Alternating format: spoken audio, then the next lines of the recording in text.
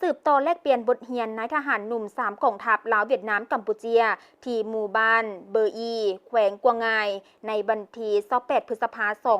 2026ขณะนายทหารหนุ่ม3กองทัพได้เดินทางฮอดลักหมายชายแดนลาวเวียดนามกัมพูเจียเพื่อเคารพลักหมายชายแดน3ประเทศโดยมีสหายพันเอกเจืองเทียนอาน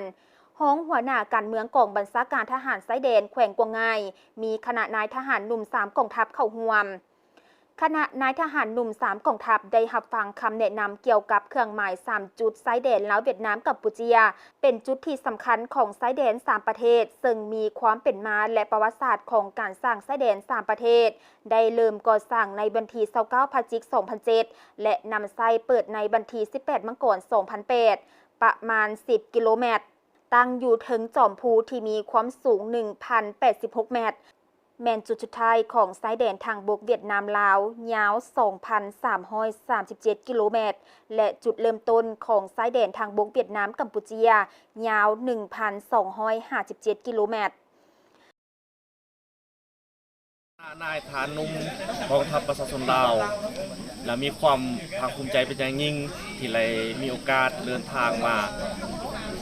ดูเขตหลักไม้ชายแดนมิตรภาพ3ประเทศลาวเวียดนามกัมพูเชียซึ่งเป็น3ชายแดนที่3ประเทศพวกเขามีการปกปักรักษาฉะนั้นนายทหารหนุ่มกองทัพประชาชนลาวของพวกเขา3ประเทศโดยเฉพาะเวียดนามลาวกัมพูเชียจงพร้อมกันสร้างปกปักรักษาและสร้างเส้นชายแดนแห่งนี้ให้กลายเป็นชายแดนสันติภาพมิตรภาพและพร้อมกันพัฒนาให้มันมีความสงบและประชาชน3ประเทศได้มีการไปมาหาสู่และกับพัฒนาประเทศชาติของตนให้มีความเจริญก้าวหน้าเรื่อยๆนะด้วยความ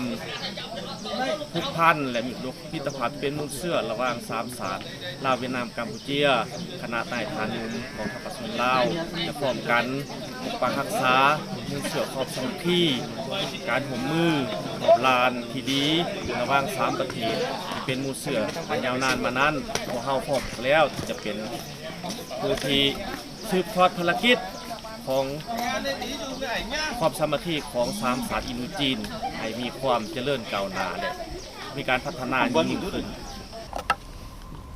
เว้ารวมเวียกงาน3ประเทศอินโดจีน